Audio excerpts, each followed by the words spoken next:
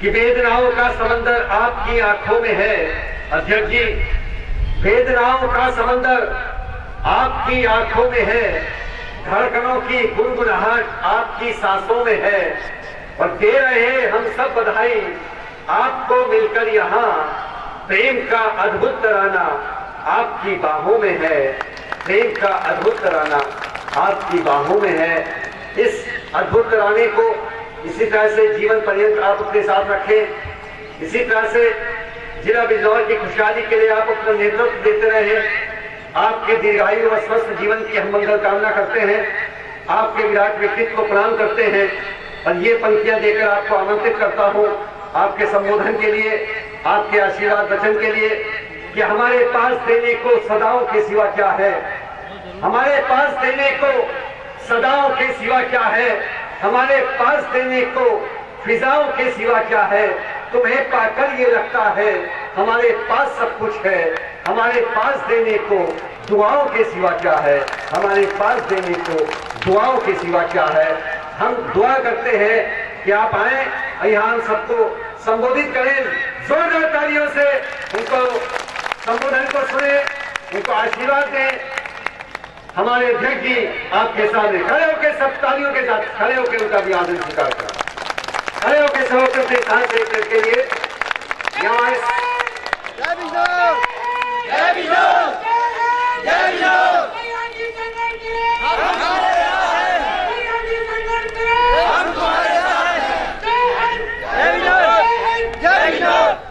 धन्यवाद।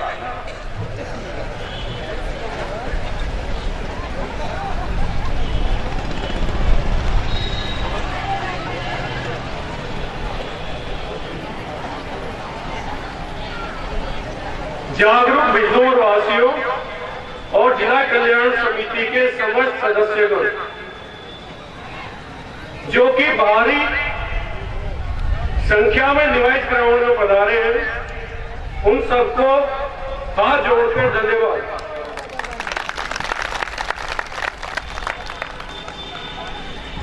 आप सब लोग यहाँ सुबह से सुन रहे होंगे कि जिला कल्याण समिति ये करती है और जिला कल्याण समिति ये नहीं करती। जिला कल्याण समिति अन्याय को बर्दाश्त नहीं करती। पर अगर मैं एक ही शब्दों में कहना चाहूं कि जिला कल्याण समिति क्या करती है और जिला कल्याण समिति क्या है, तो वह शब्द होगा कि जिला कल्याण समिति बुराई के खिलाफ एक आंदोलन है।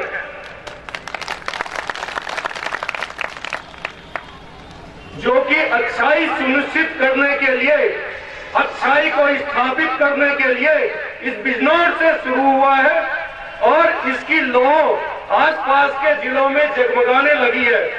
और वो दिन दूर नहीं जब जिला कल्याण समिति इस बुराई को उखाड़ फेंकेगी इसी आंदोलन को चलाकर और आप सब लोगों के सहयोग से। जैसा कि मैं आप लोगों को पहले भी कह चुका हूं, संगठन दो प्रकार के होते हैं। एक जो आप लोगों के ऊपर थोप दिया जाता है कि ये संगठन है, आप इसका समर्थन करें, और इसमें उन कुछ लोगों का हित होता है कि आप हमारे हित की पूर्ति करें। एक संगठन ये होता है। मैं आपको आज बता देना चाहता हूं जिला कल्याण समिति की उत्पत्ति कैसे हुई थी, ये संगठन क्यों बना, ये जानना बहुत महत्वपूर्ण होगा। आप लोगों ने सुना होगा, मैं पिछले 18 साल से बिजनौर से बाहर हूं, लेकिन अपनी मातृभूमि पे मेरा आना जाना लगा रहता है। कभी दिल्ली था तो कभी इलाहाबाद था, आजकल लखनऊ। महीने दर महीने आते जाते रहते हैं और बहुत से बिजनौर के लोग मुझे दिल्ली मिलते हैं, बहुत से इलाहाबाद मिलते हैं, बहुत से लखनऊ मिलते हैं। सब लोग एक ही रो में रोते हैं कि व्यवस्था बहुत खराब है, बिजनौर में बहुत शोषण है, बिजनौर में बहुत अत्याचार हो रहा है, लोग आवश्यक है, और बोलते हैं कि बिजनौर में व्यवस्था में परिवर्तन होना चाहिए। हमें आज भी वो दिन याद है जब हम माल एवेन्यू में बैठे हुए थे, माल एवेन्यू लखनऊ, जहां पर मुख्यमंत्री निवास है, राजभवन है, उस एरिया में हम बैठे हुए थे। कुछ बिजनौर के दो भाई हमारे साथ बैठे थे। यही चर्चाएं चल रही थी कि क्या किया जाए। बिजनौर में ऐसा कैसे व्यवस्था बदली जाए कि बिजनौर के लोगों को सुकून मिले और बिजनौर के आने वाली पीढ़ी खुली हवा में सांस ले सके, इस शोषण से निजात पा सके। तो बात यही निकली कि एक संगठन बनाया जाए, जो संगठन सभी जात बिरादरियों का और सभी धर्मों का संगठन हो, जिसमें जात बिरादरी की कोई बात ना हो, सिर्फ इंसानियत की बात हो। और ऐसा संगठन बनाया जाए जो जिले में सिर्फ बदलाव के लिए हो, अपने व्यक्तिगत स्वार्थ सिद्ध करने के लिए ना हो। तब मुझे आज भी याद है, माल एवेन्यू में तभी मेरे मुंह से नाम निकला कि उस संगठन का नाम अगर जिला कल्याण समिति रहे तो कैसा रहेगा। उसके बाद में बिजनौर आया। यहां पर जो कार्य कर रहे थे बहुत से लोग, कोई किसी संगठन में, कोई किस संगठन में, कोई अपने स्तर से कैसे कार्य कर रहा था, कोई कैसे कर रहा। उनके पास दिशा नहीं थी। उनके पास, किसी के पास दिशा थी तो किसी के पास सोच की कमी थी, और किसी के पास सोच थी तो दिशा की कमी थी। किसी के पास एक विजन होता है कि हमें कौन सी चीज कैसे करनी है, वो ग्रेजुअली डेवलप होती है। कोई भी चीज आश्चर्यजनक रूप से चमत्कार में सामने नहीं आती, उसके लिए लगातार मेहनत करनी पड़ती है, जो कि आपके सामने दिख भी रहा होगा। ये 2, 4, 5 लोगों से शुरू हुआ, कारवा इनवाइस ग्राउंड में मीटिंग कर रहा है, तो ये धीरे धीरे करके निरंतर प्रयास के साथ हुआ है। ऐसे सब लोगों को बैठ के बातचीत हुई। हेल्पलाइन नंबर पे क्या शुरुआत होती है? सामाजिक लोगों को समर्पित संगठन जिला कल्याण समिति में आपका स्वागत है। तो ये सामाजिक लोग कौन है? ये सामाजिक लोग वो हैं जिन्हें ऊपर वाले ने दूसरों की मदद के लिए बनाया, जिनका दिल दूसरों के लिए धड़कता है, वो सामाजिक लोग हैं। और जो सिर्फ अपने स्वार्थ के लिए जीते हैं, वो सामाजिक लोग नहीं है। नहीं चाहिए जिला कल्याण समिति को ऐसे कार्यकर्ता, नहीं चाहिए ऐसे बिजनौर वासी जो सिर्फ अपने लिए जीते हैं। हमें सिर्फ उन लोगों की आवश्यकता है। ये संगठन, ये आंदोलन सिर्फ उन लोगों का है जो समाज को बदलना चाहते हैं, जो समाज में मूलभूत मुद्दों को केंद्र बिंदु में लाना चाहते हैं, जो बुराई के खिलाफ आंदोलन करना चाहते हैं, और जिनका दिल दूसरों के दुख में, पीड़ा में धड़कता है। लेकिन वो लोग संगठित नहीं है, और वो लोग रोज अपमान सहते हैं। कभी अफसरों का अपमान सहेंगे तो कभी नेताओं का अपमान सहेंगे, और वो अपने लोगों की मदद नहीं कर पाते। तो ऐसे लोगों के लिए ये प्लेटफॉर्म है, ये संगठन है कि वो ऐसे संगठन के साथ कदम से कदम मिला के अपने लिए न्याय ले और दूसरों को न्याय दिलवाए।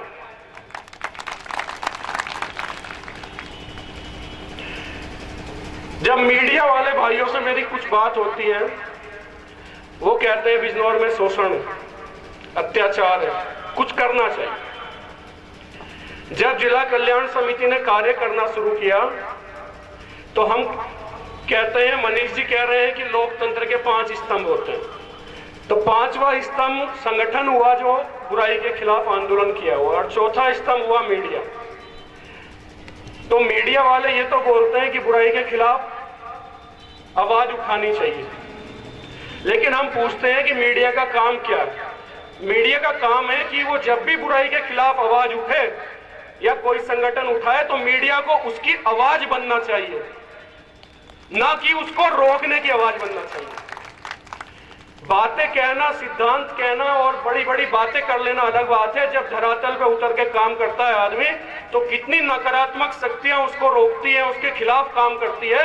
तो जो लोग लोकतंत्र के दूसरे स्तंभ हैं, उनकी भी ये जिम्मेदारी बनती है कि वो अच्छाई की इस लड़ाई में अच्छाई की आवाज को जन जन तक पहुंचाए। और अगर वो बात करनी है तो जिला कल्याण समिति की आवाज बोले। जिला कल्याण समिति की आवाज बनकर लोकतंत्र के 4था स्तंभ होने की जिम्मेदारी निर्वहन करें और बिजनौर के बदलाव में अपना योगदान सुनिश्चित करें। आपने देखा होगा बिजनौर में महिलाओं की कितनी समस्या है। हमारे लोग, कोई बेंगलोर रहता है, कोई हैदराबाद रहता है, वो कहते हैं कि जब बिजनौर का टीवी पे चलता है तो क्या चलता है कि फलाना महिला के साथ बलात्कार हुआ, फलाना बच्ची उठा ली गई, या बागिन आ गई, या फिर फलाना जगह अत्याचार हुआ, वो सामूहिक रेप हुआ। हमारे पास फोन आता है बेंगलोर, हैदराबाद तक से कि रजनी जी, भैया जी, आपके जिले में ये क्या हो रहा है, इसको रोकिए। और जब हम उसे रोकने के लिए हमारे लोग आवाज उठाते हैं और यहाँ तक कि अपने हाथ में कुछ मुद्दों पर सामाजिक रूप से सोशल पुलिसिंग भी करते हैं, तो वहीं इस प्रशासन को, इस शासन को वो लोग रास नहीं आते। वो चाहते हैं कि महिलाओं के साथ गलत होता रहे। क्या जवाब दें हम समाज को? और जब हम एक कदम आगे बढ़ाते हैं तो कहते हैं कि नहीं, इन्होंने कानून अपने हाथ में ले लिया। ये क्या अपने आप में सिस्टम है? तो हम पूछना चाहते हैं कि ऐसी नौबती क्यों आई? लॉ एंड ऑर्डर बना रखने की जिम्मेदारी पुलिस की होती है। आप इसको अगर नहीं कर पा रहे हैं तो अगर आपको कानूनी भाषा में बता दूं, इंडियन पिनल कोड में राइट ऑफ प्राइवेट डिफेंस है। सेक्शन 96 से लेके, धारा 96 से लेके 106 तक में यह बताया गया है कि राज्य या सरकारें हर व्यक्ति की शरीर की और संपत्ति की सुरक्षा नहीं कर सकती, क्योंकि उनके पास इतनी पुलिस फोर्स नहीं है। तो हर आदमी को यह अधिकार दिया गया है, वो अपनी शरीर की और अपनी संपत्ति की सुरक्षा करने के लिए दूसरे की हत्या तक कारित कर सकता है। तो इंडियन पिनल कोड के यहाँ पर अधिवक्ता प्रकोष्ठ के अध्यक्ष बैठे हैं, अगर आप लोगों को इस विषय में बात करने की उनसे कीजिएगा बाद में। जब हमारा कानून हमें इतने अधिकार देता है और हम किसी को सबक सिखाने के लिए उसका मुंह काला कर देते हैं, अगर वो 2 साल की बच्ची के साथ बलात्कार करता है, या उसको डराने के लिए 2 चपत लगा देते हैं संगठन के लोग, तो क्या गलत करते हैं? मैं आप लोगों से पूछना चाहता हूँ। मैं महिलाओं से पूछना चाहता हूँ, हाथ उठा के बताएं, क्या वो इसका समर्थन करती है कि उनको पिटाई होनी चाहिए? होनी चाहिए। अब आप लोग बताएं।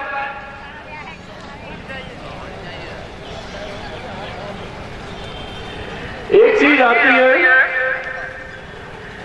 आप लोगों ने देखा होगा,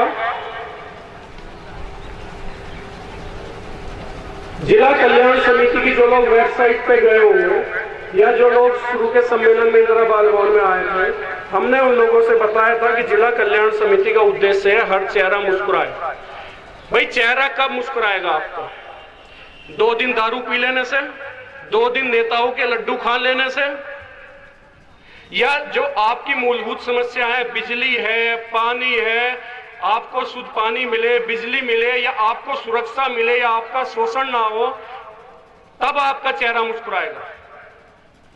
और मैं ये पूछना चाहता हूं आप लोगों से, जैसा कि हमारे उपाध्यक्ष ने बताया, हर गांव में हम लोगों ने सर्वे किया है, मुश्किल से 20 या 30 लोग समाज के ऐसे होते हैं जो पूरे गांव का माहौल खराब किए रहते हैं। लेकिन वो लोग संगठित होते हैं। पहली चीज, बुराई करने वाला बहुत जल्दी संगठित होता है, क्योंकि वो अल्पसंख्यक होता है, वो कम संख्या में होता है, उसको डर होता है। लेकिन उसकी सरपरस्ती कौन करता है? कुछ नेता ऐसे हैं जो 2 महीने पहले आपके बीच में आएंगे और वो आपके यहाँ के जो बुरे तत्व हैं उनको दारू की बोतल पकड़ाएंगे और वोट बटोरेंगे और चले जाएंगे। ये होता है बिजनौर में कि नहीं होता? ऐसे ही नेता चाहिए क्या आप लोगों को? दूसरी चीज, अगर आप लोग जागरूक होकर चुनाव में भाग लेंगे, लोकतंत्र को मजबूत करेंगे और वोटिंग परसेंटेज बढ़ा देंगे, तो जो ऐसे छोटे लोग हैं जो 20-50 लोग गांव का माहौल खराब करते हैं, वही नेता उनको कहेंगे कि भाई तू माहौल खराब मत कर, नहीं तो तेरे वोट से तो मेरा काम नहीं होने वाला। जब तक ये ज्यादातर वो पब्लिक मुझे वोट नहीं देगी तब तक मैं नहीं जीतूंगा। तो वही नेता उनके कान पकड़ के उनको आपके सामने मुर्गा बनाएंगे। आप लोग आज यहाँ से प्रण लेके जाएंगे कि 100% वोटिंग, 100% मतदान आप करेंगे। उससे क्या होगा? जितना भी बहुसंख्यक समुदाय है, गांव के जितने भी अच्छे लोग हैं, अब उन्हें संगठित होना होगा कि हम बुराई वाले के खिलाफ संगठित हैं। और अगर कोई ये समझता है इन बुरे तत्वों के बल पर वो हमारा जनप्रतिनिधि बन जाएगा, तो नहीं बन पाएगा। ये संदेश आप उनको देंगे कि जो अच्छे अधिकारी हैं उनको उन्हीं के डिपार्टमेंट में दबा दिया जाता है, कोने में लगा दिया जाता है। और जो बुरे अधिकारी हैं वो आपका तो शोषण करते ही करते हैं, आपका तो अपमान करते ही करते हैं। जो अच्छे अधिकारी हैं उनका भी शोषण होता है और अपमान होता है। ऐसा नहीं है कि सब बुरे अधिकारी हैं। उसी तरह नेताओं में भी ऐसे लोग हैं, जो अच्छे लोग हैं उनका शोषण होता है और जो बुरे लोग हैं उनको बढ़ावा मिलता है। अब समय आ गया है कि एक विचारधारा पर देश काम करे कि अच्छे को पुरस्कार और बुरे को दंड।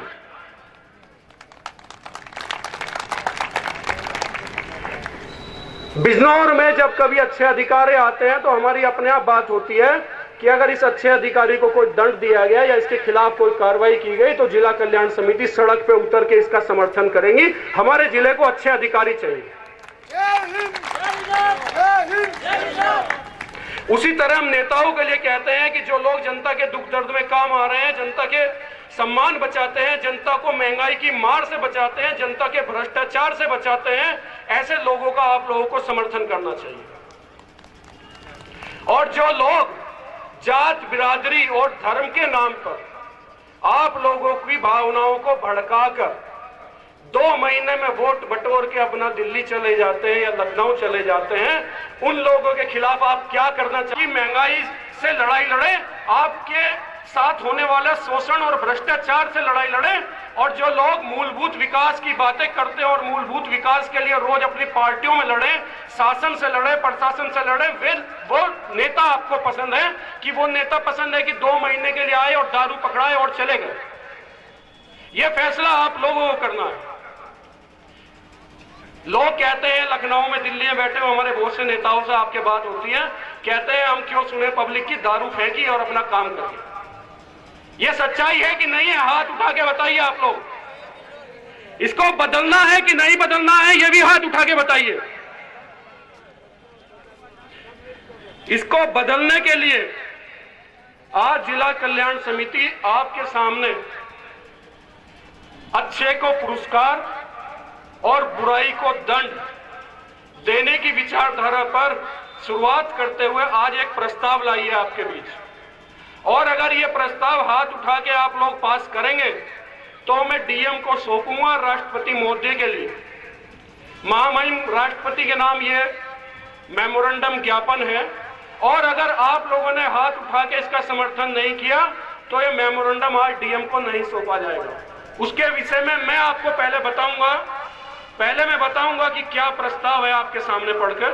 उसके बाद में उसके एक एक मुद्दे पे आप लोग सोच विचार करेंगे और उससे संबंधित पैम्फलेट भी यहाँ रखे हुए हैं, ये आपको बांटे जाएंगे कि क्या मुद्दा है। वैसे तो ये हमारा जिला स्तरीय कार्यकर्ता सम्मेलन है और जागरूक बिजनौर वासियों का सम्मेलन है, लेकिन इससे आज जिला कल्याण समिति अगर ये कहती है कि अच्छे को पुरस्कार और बुराई को दंड, तो उसको फलीभूत करने के लिए एक कदम आज जिला कल्याण समिति बढ़ाएगी। ये प्रस्ताव मैं आप लोगों के सामने पढ़ के सुनाऊंगा और उसको समझाऊंगा, और अगर आप उसका समर्थन करते हैं तो आप खाली हाथ नहीं उठाएंगे, खड़े होकर दोनों हाथ उठा के आप उसका समर्थन करेंगे। प्रस्ताव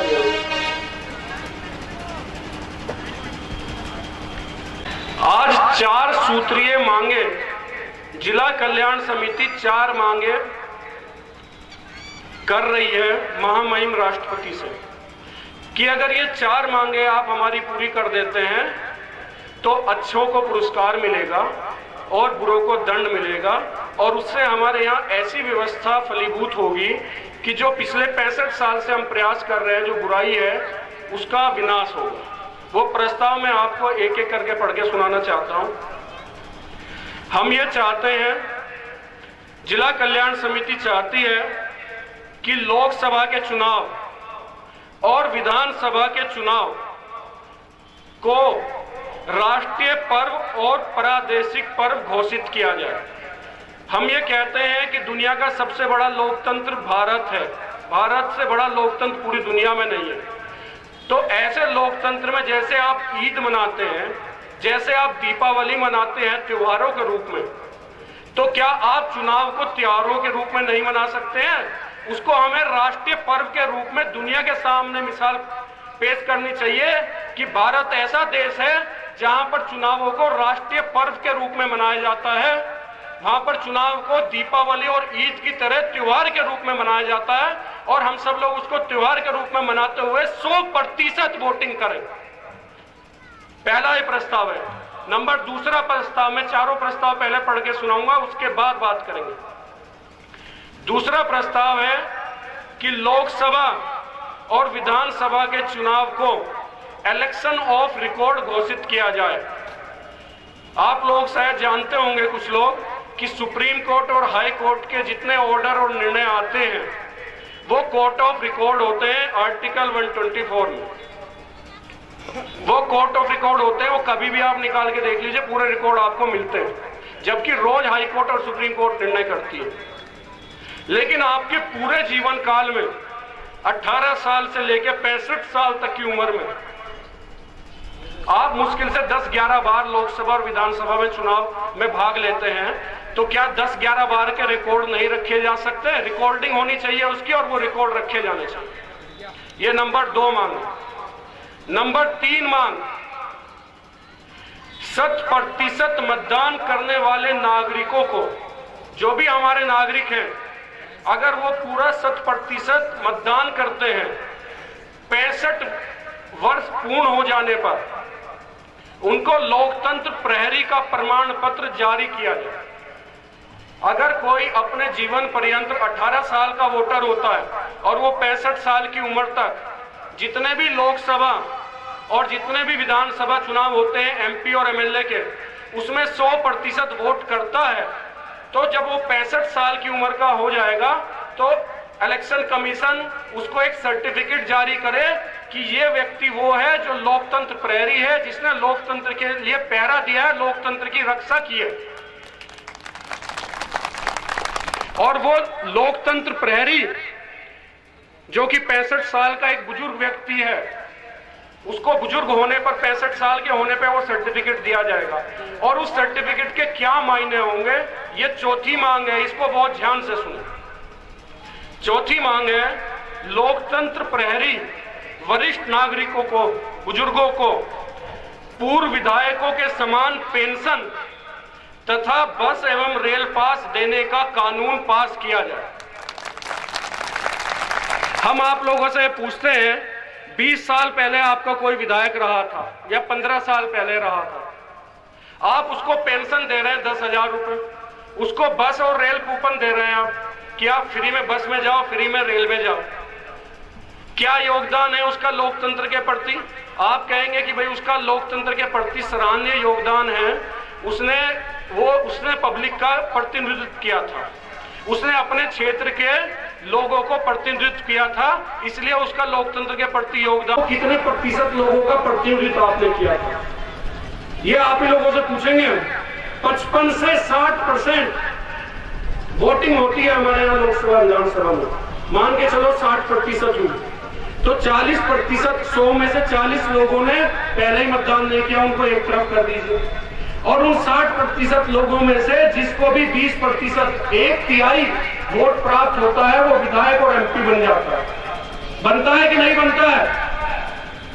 उस 1/3, अगर इस तरीके से हम देखें, 40 वे अलग हो गए, 40 वे अलग हो गए, सिर्फ 20% लोगों का प्रतिनिधित्व करता है विधायक और एमपी। 80% लोग कहते हैं कि नहीं, ये हमारा विधायक या सांसद नहीं है, सिर्फ 20% लोग कहते हैं कि ये हमारा विधायक और सांसद है। तो हम ये पूछना चाहते हैं, उसे तो हाई स्कूल में 33% या इंटर में 33% नंबर भी नहीं मिले, वो कैसे हमारा विधायक और सांसद है? 80% लोग कहते हैं कि नहीं, 40 ने तो वोट ही नहीं किया कि हम तो इसको पसंद ही नहीं करते, 40% ने कहा कि नहीं हम किसी और को पसंद करते हैं।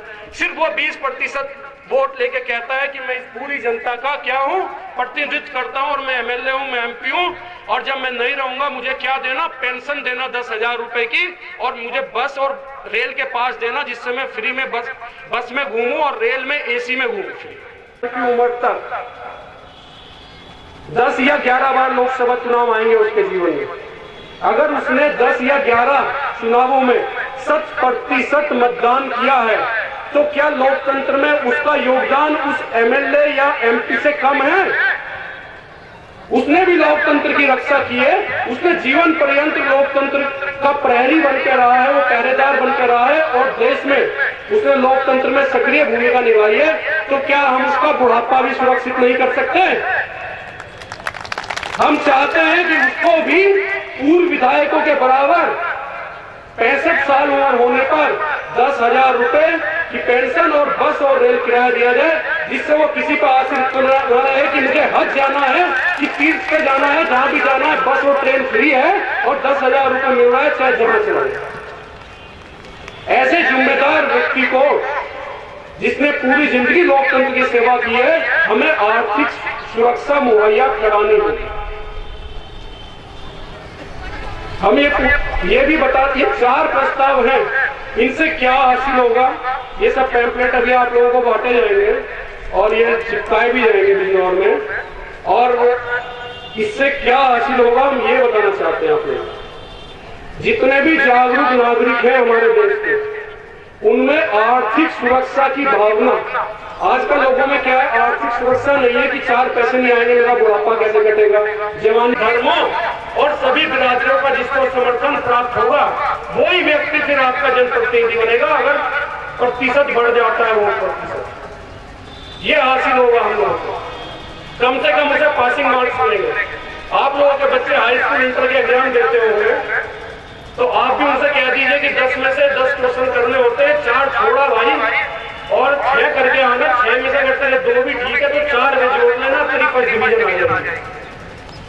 उसे क्यों नहीं कहा जाता कि भाई 4 क्वेश्चन छोड़ आने में जुड़ जाएंगे। कहां से जुड़ जाएंगे? तो विधायक और एमपी में कहां से जुड़ जाते हैं? जो व्यक्ति 33% वोट, 33% पब्लिक का प्रतिनिधित्व नहीं करता, वो आपका जनप्रतिनिधि कैसा है?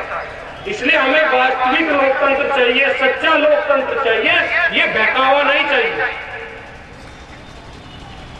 मतदान प्रतिशत बढ़ जाने से जात, बिरादरी और धर्म की नकारात्मक राजनीति करने वाली राजनीतिक पार्टियां और उम्मीदवार स्वयं ही हार जाएंगे, क्योंकि उनका ये जात मिला लो, ये बिरादरी मिला लो, ये धर्म मिला लो, इनकी भावना भड़का लो और हमें इतना वोट मिल जाएगा, चला जाएगा।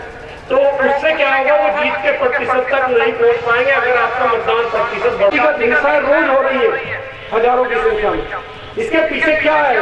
स्वार्थ है लोगों का कि इनको झगड़ाओ, इनको आपस में लड़वाओ और अपना फायदा उठाओ और चलते रहो। लेकिन जब इस फायदा नहीं उठा पाएंगे, लोगों को जोड़ने से मामला बनेगा, तो वही शक्तियां जो ऐसा करती है वही समाज को जोड़ने का काम करेंगे। स्वच्छ राजनीति को बढ़ावा मिलेगा, वही पार्टी तथा उम्मीदवार चुनाव जीतेंगे जिन्हें सभी जात, बिरादरी और धर्म का समर्थन प्राप्त होगा। इससे क्या होगा, समाज को जोड़ने वाली ताकतें ही आगे बढ़ेंगी, और जो लोग समाज को तोड़ने की बात करते हैं वो या तो बदल जाएंगे या खत्म हो जाएंगे। आज के टाइम में मेन मुद्दा क्या रहता है उम्मीदवारों, पार्टियों का? कौन सी जात का उम्मीदवार, कौन सी जात की पार्टी, कौन से धर्म की पार्टी, कौन से धर्म का उम्मीदवार, कौन सी बिरादरी का उम्मीदवार, यही मेन मुद्दा है। इसी के आधार पर आप वोट देते हैं। तब क्या होगा मुद्दा, जब वोटिंग परसेंटेज बढ़ जाएगा, जात, बिरादरी, धर्म से काम नहीं चलने वाला, तब मुद्दा आएगा कि कौन सी पार्टी, कौन सी उम्मीदवार महंगाई को कम करेगी, और हमारी महंगाई से कमर टूट गई है, उसे सीधा होने का मौका मिलेगा। तब मुद्दा होगा महंगाई, भ्रष्टाचार, आपका सम्मान, साथ ही साथ सुशासन। कौन अच्छा सुशासन दे सकता है? आपके बच्चे, आपके महिलाएं समाज में घूम सकती हैं, और कौन मूलभूत का विकास करा सकता है? ऐसे लोगों को बढ़ावा मिले, तभी भारतवर्ष सुशासन एवं मूलभूत विकास को केंद्र बिंदु मानकर प्रगति की राह पर अग्रसर होगा। तो कुल मिलाकर मैं आपके चारों प्रस्ताव पर आता हूं। एक बार छोटे में बोलूंगा, उसके बाद बोलिए क्या आप इसे स्वीकार करते हैं कि नहीं करते, खड़ा होकर मुझे बताइएगा।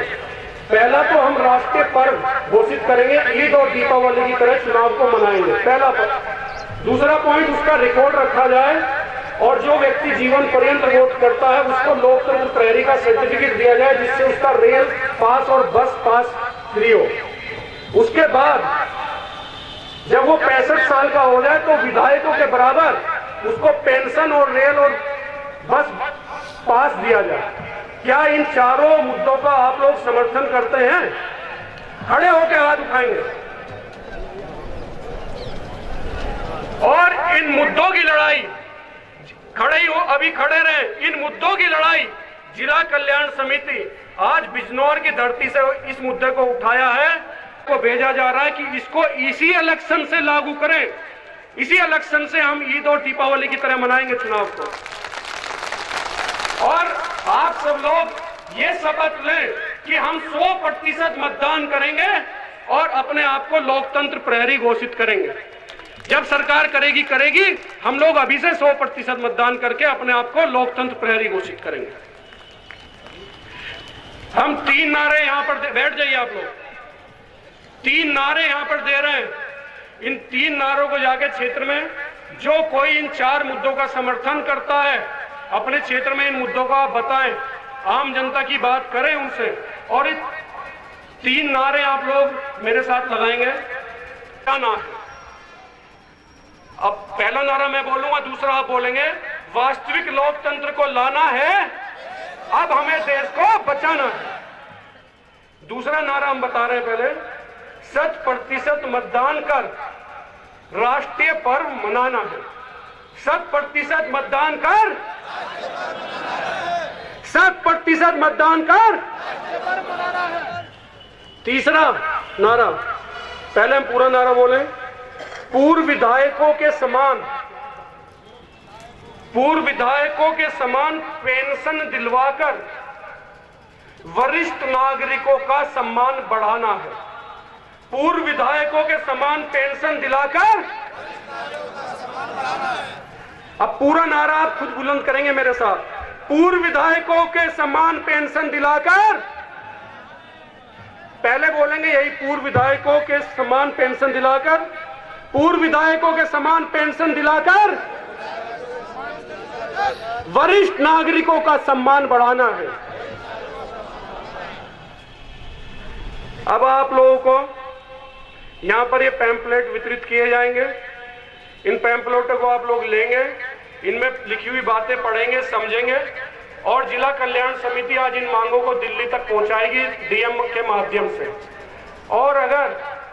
और हम लोग इस बीच जो हमारे प्रत्याशी होंगे सांसद के, एमपी के, उन लोगों के बीच भी आप लोग ये बात रखेंगे कि जिला कल्याण समिति की इन मांगों को मनवाए और सभी लोगों को और जिम्मेदार लोगों को आर्थिक सुरक्षा, विधायकों के बराबर पेंशन दिलाने की व्यवस्था कराएं और दिल्ली में उनकी आवाज उठाएं। और अगर ये आवाज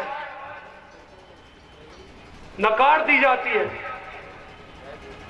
और अगर इस आवाज को नहीं सुना जाता तो जिला कल्याण समिति 6 महीने 8 महीने इंतजार करेगी, पूरा प्रयास करेगी दिल्ली में। और अगर ऐसा नहीं होता तो जिला कल्याण समिति बिजनौर से लेकर दिल्ली तक पैदल मार्च करके पदयात्रा निकाल कर संसद के सामने बैठेगी और अपनी मांगों को, जितने भी एमपी हैं उनसे मनवाएगी कि इन मांगों को माना जाए, तभी हमारे देश में सच्चा लोकतंत्र आएगा। देश आजाद हुआ होगा। हम तो पहले भी गुलाम थे और आज भी गुलाम है, हमारी भी आर्थिक समस्या का होगा। अब जय हिंद जय बिजनौर के नारे के साथ और इस संकल्प के साथ कि जिला कल्याण समिति के जितने भी सदस्य यहां पर हैं और जितने जागरूक बिजनौर वासी हैं, वो आज से इन मुद्दों के लिए अपने अपने क्षेत्रों में जन जागरण अभियान चलाएंगे, लोगों को इन मुद्दों को समझाएंगे और लोगों को इन मुद्दों के बारे में बतलाएंगे।